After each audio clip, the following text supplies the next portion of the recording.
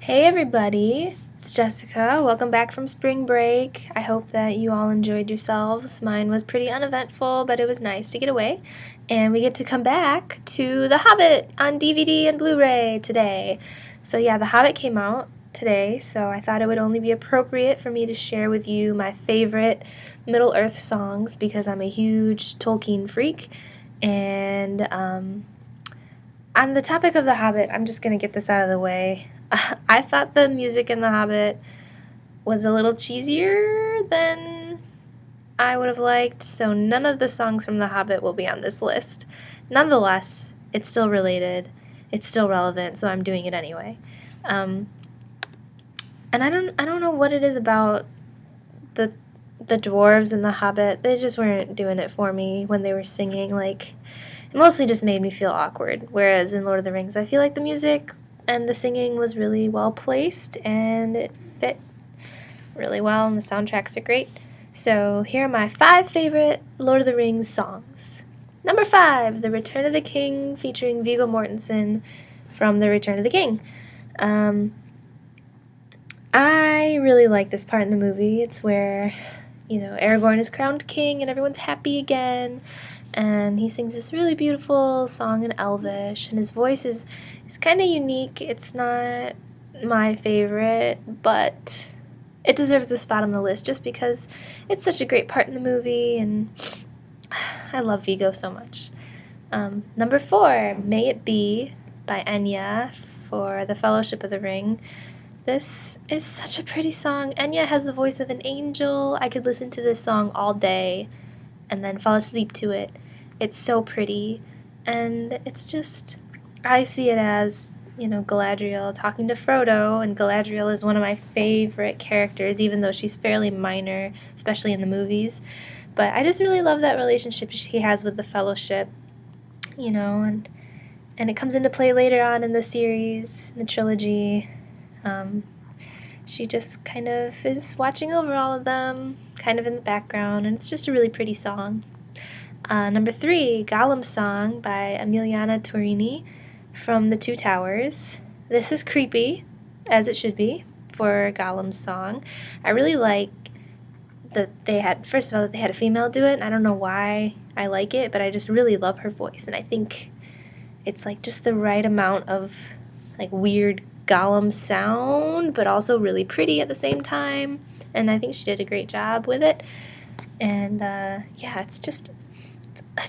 it captures Gollum's character so perfectly because it's really sad and you feel for her when she's singing, but at the same time you're kind of like creeped out, and you don't want to feel too much for her because she's weird and like 500 years old. But number 2, Into the West by Annie Lennox for The Return of the King. This is such a pretty song. I couldn't have asked for a better song to end the trilogy, to be honest. Everything about it, from her voice to the instrumentation, the lyrics, it's just such a great way to end such an emotional journey. God, I feel so lame talking about this, but really, like, Lord of the Rings is my life. I watch it every year at the end of every summer. It's a tradition. And every time when the song starts playing on the credits and you see like their little drawn faces and the maps in the background, I'm just like bawling my eyes out like, Frodo, come back, But at the same time, like, wow, you guys accomplished so much together. You saved the world. Sam has a family now. Yay! That's how this song makes me feel. It's fantastic. And then the number 1 Middle-earth song for me is a little unconventional, probably a little unexpected, but The Steward of Gondor, featuring Billy Boyd, who plays Pippin. It's from The Return of the King.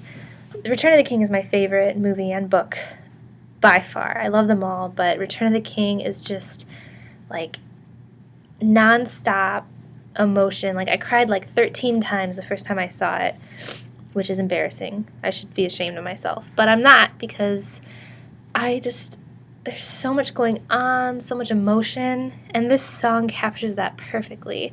Pippin is chilling there with Denethor, who is eating disgustingly, and he's being really irrational and unreasonable, and he's probably gonna, get them all killed because of this.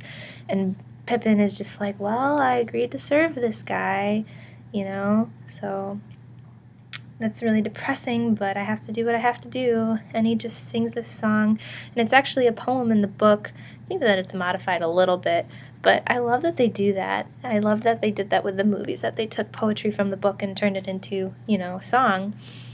And it's just really well done. The music is so intense, but it's not like cheesy, Just everything about it I love.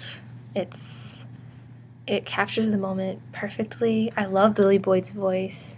I think it's sweet and innocent, and it's almost kind of weak, but it's so full of hope and emotion at the same time, even though, the point of it is to be like, we're probably all gonna die, that sucks, but he knows that it's for the right reasons, and he has faith in what he's doing. And I just love that about the characters and the song itself.